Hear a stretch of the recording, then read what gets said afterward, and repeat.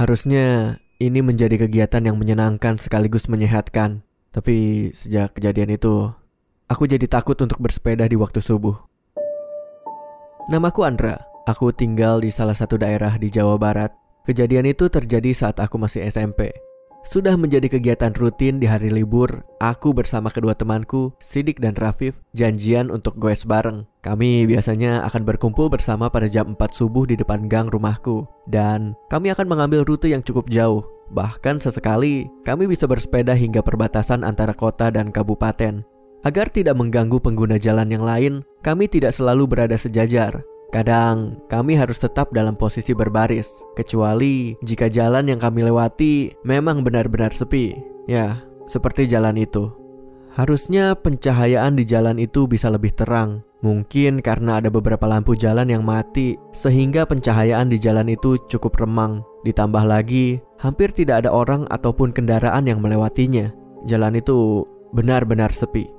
Kami terbantukan dengan sedikit cahaya lampu dari sepeda Rafif dan rumah-rumah warga sekitar. Tidak begitu terang, karena jarak antara rumah yang satu dan rumah lainnya cukup jauh. Aneh, aku menoleh ke kiri dan ke kanan. Udah dingin, gelap, sepi pula. Kok jadi horor gini ya? Aku hanya berani bergumam di dalam hatiku. Tentu saja, aku tidak ingin kata-kataku barusan membuat kami semua ketakutan. Kami mulai memasuki area dengan banyak pepohonan di kiri kanan jalan. Tidak ada satupun dari kami yang berusaha menghangatkan suasana dengan gurauan-gurauan garing. Seolah saling mengerti isi pikiran satu sama lain, kami mulai mensejajarkan dan mendekatkan posisi kami. Tiba-tiba, entah dari mana datangnya, aku melihat di depan kami, di sisi kanan jalan, berdiri seorang nenek tua yang tengah bersiap untuk menyeberangi jalan. Entah karena bingung atau syok, kami malah kompak berhenti. Nenek itu berjalan dengan sangat lambat. Aku berusaha mengamati dengan seksama. Nenek itu menggunakan kebaya. Ya, kebaya yang sangat lusuh.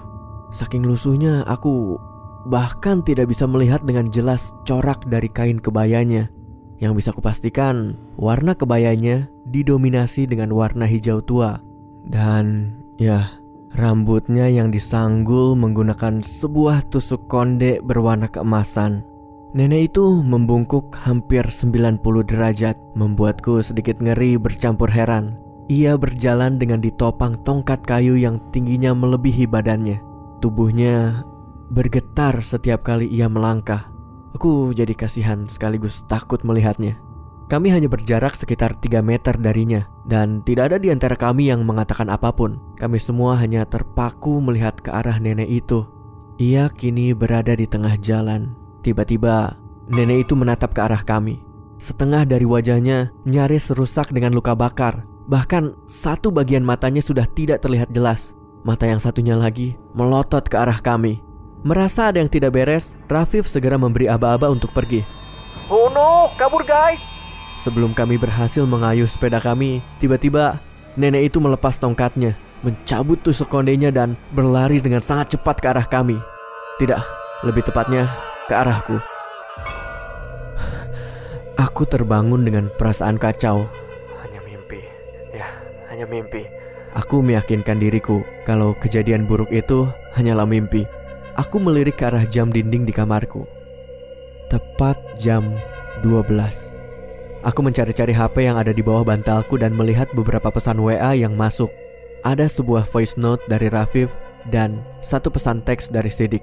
Gimana lu, Ndra? Semoga lu udah baik-baik aja ya. Gue jadi ngerasa bersalah karena batal nge-goes bareng lu kemarin. Hah?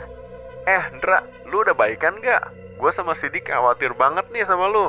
Lagian lu ngapain sih nge-goes subuh-subuh sendirian gak nungguin gue lagi? Mana pakai ke acara area keramat lagi? Gila lu ya?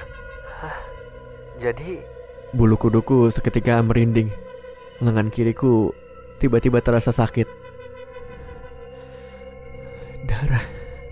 Ya, ini darah. Ada luka tusukan yang tidak terlalu dalam di lengan kiriku.